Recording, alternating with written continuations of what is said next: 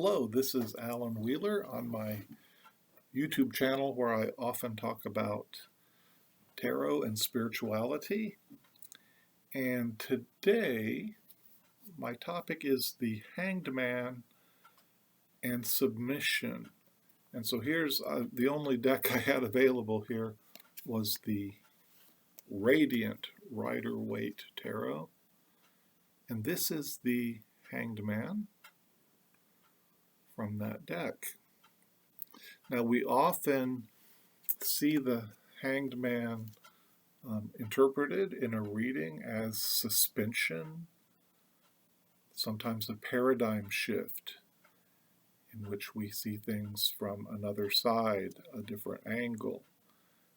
Sometimes it's read as sacrifice, and sometimes martyrdom. And I wanted to reflect for a minute first on how that's kind of become a dirty word, submission, and that kind of martyrdom. And I think that's because of the unhealthy versions that we, of course, see.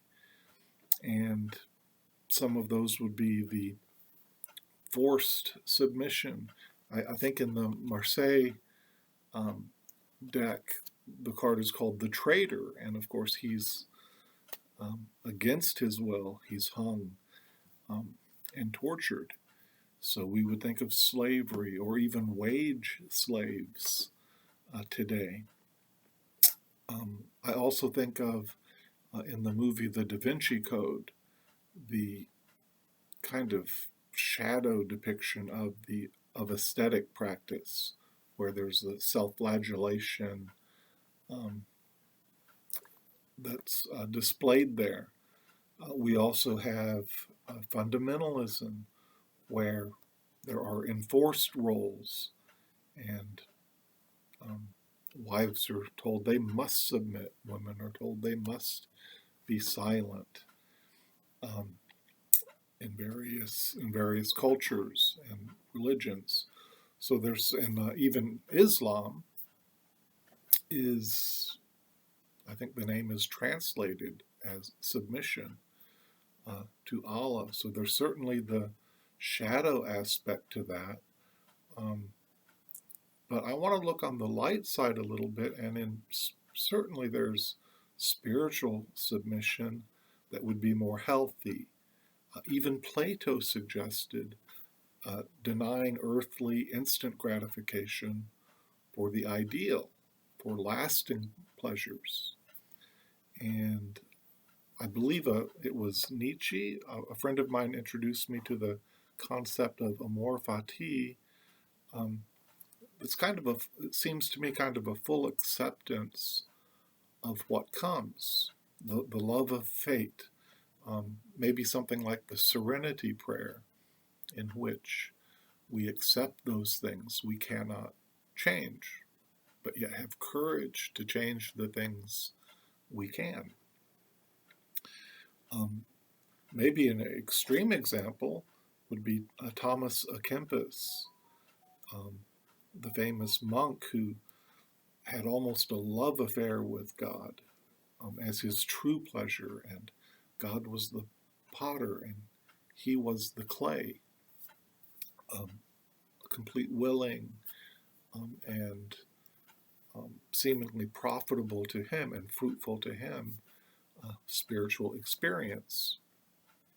Another healthy version might be just the functional submission that we see in life. Military units, sports teams, teams in business, and of course the whole service industry in which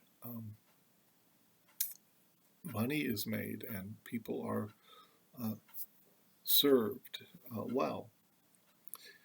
Now, my friend also reminded me that we see submission in the animal world. And so my friend used wolves as an example. There's alphas, betas, and subordinates, but the whole pack benefits and everyone survives.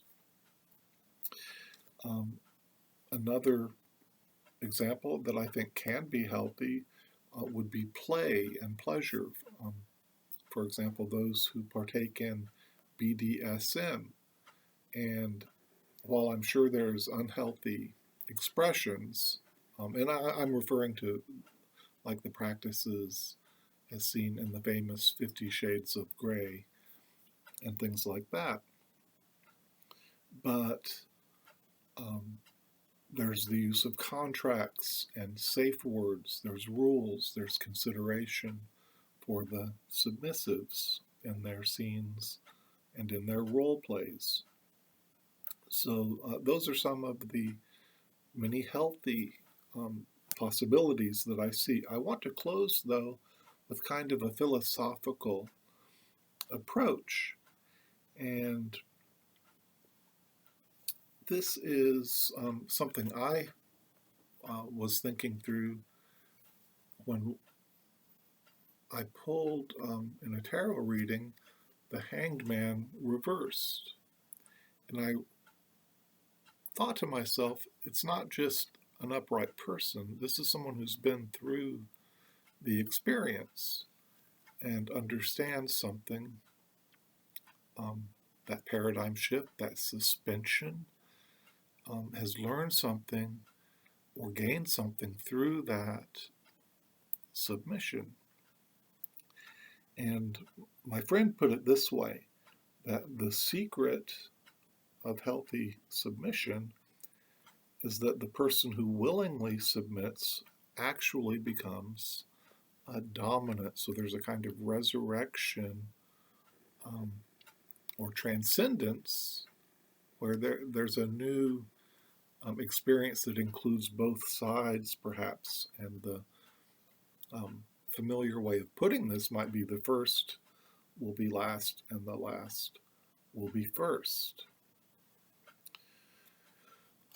I'll close with a story of two rams that I heard one time, and it was on a narrow trail where there's only room for one to pass. And one ram was coming from the higher position on the mountaintop, and coming up was the other ram, and they were at an impasse. And then the ram in the higher position kneeled down and allowed the other ram to pass over, and both benefited from that act of submission. So that's just an illustration of the Hanged Man reversed, or that secret of healthy submission. And I think that probably ultimately it's mutual submission that we see in healthy relationships. So thank you so much for listening to my thoughts on the Hanged Man and submission. As always, I hope you find connection with people in your life, with online community, and on your spiritual path, whatever that may be. Take care.